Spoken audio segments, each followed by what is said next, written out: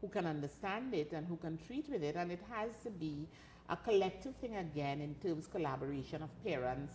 Because a lot of the parents say, I don't want my child to get any sex education.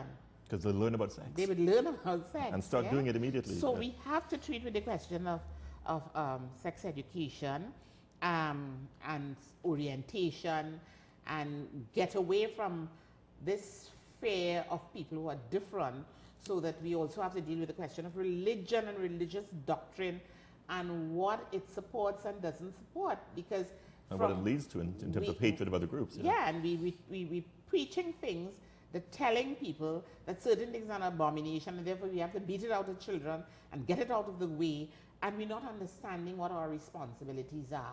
So we really have to treat with some of that. A lot of the suicides in the US that we were talking about earlier on were, of course, as you mentioned, related to sexual orientation or perceived sexual orientation. It's probably even worse here, isn't it? Yeah, for kids. Very, very homophobic. Very homophobic. And I'm sure there are probably a lot of suicides we don't even know are connected. A lot of attempted suicides, a lot of cutting, a lot of self-harm, and a lot of harm of others, a lot of destruction in terms of pets and property and so on. We have to do a lot more research. There was some Caribbean work that was done, and the incidence of bullying is 50 to 60, you know, and that is only what is reported. There are a lot of people who never report. A lot of things that we take for granted that are happening, we don't get to the core of why it has happened. We just brush it aside.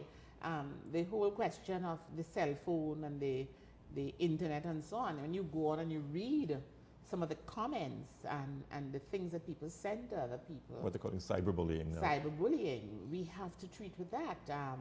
Parents and teachers need to be on the same page in terms of the technology. But parents don't get the technology half the time, do they? They don't understand what their kids are doing. Well, we need to, it's not just the application of the technology, but it's giving them the awareness and the understanding of what is the role that they need to play. Cyberbullying is much worse to some extent than just plain regular bullying, isn't it? Because you can be humiliated and made to feel less of a person to a much wider audience. To a much wider audience, yeah. In some cases, it may give you some level of anonymity. In other cases, it doesn't, because your picture is up there. People take pictures. And that's the other thing, nobody need anybody permission to take your picture anymore.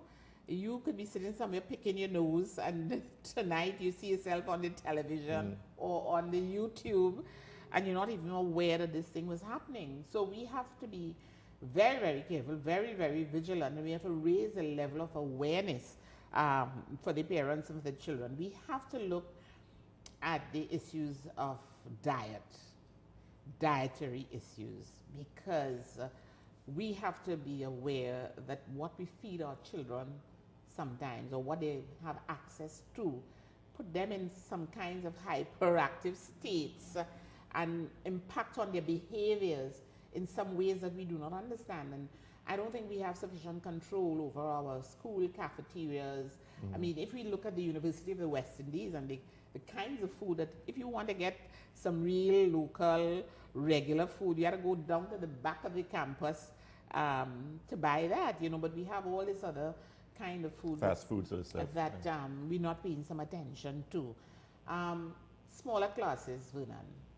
We cannot continue with the size of schools and classes that we have with one teacher, and I spoke to that earlier.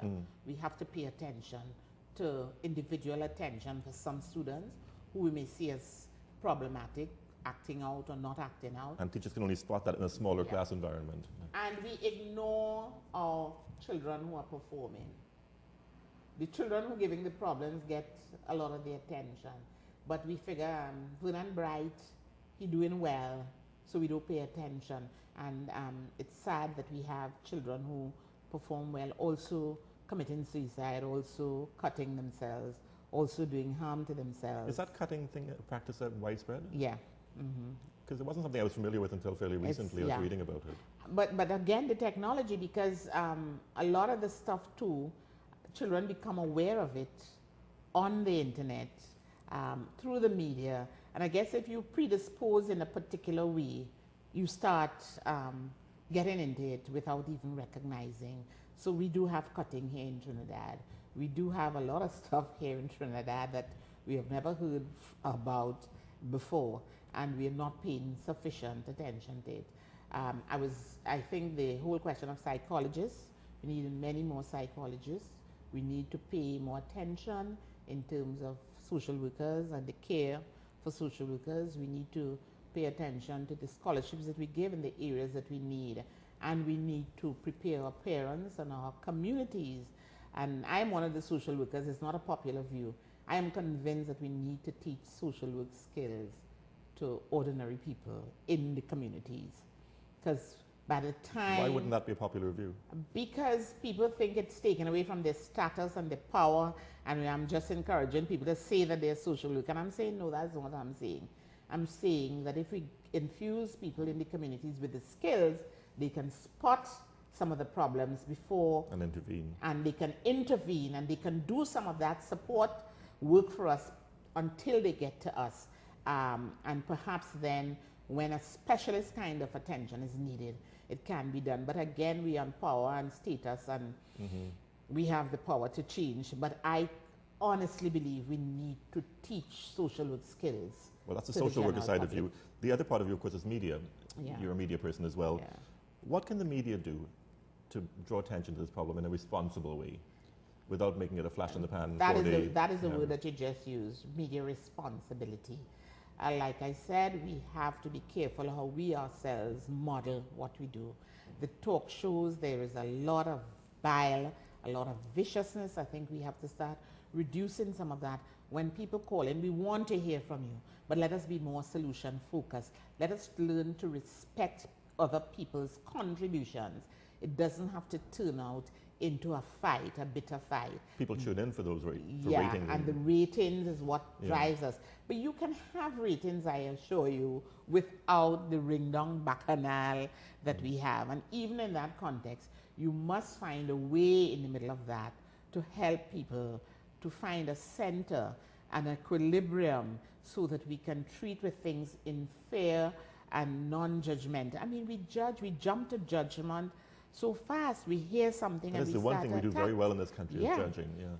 So I think the media has a role to play. Not just the media, certainly the people who sponsor programs. Because I remember the program I did on Gael. You wouldn't get people sponsoring. People don't want to spend money on that. It's too balanced. It's too nice. Why are we trying to tell people? But what is interesting is a lot of people want to have those kinds of programs where it's not just about the political partisanship. It's not just about one race against the other. You know, it's a place where people can feel safe to say, this is how I feel about something, and it doesn't break down into a brawl. So the owners, the managers, the editors, the hosts, everybody, we need to really take a look at what we do and how can we won't change overnight, but okay, so if we have an hour program, couldn't we just say, let's have one segment with civilized discourse and with being solution focused, and it's a start. Well, I suspect the vast majority of people would want that in programming. It's a smaller element that want that circus sort of approach. But people tune in for the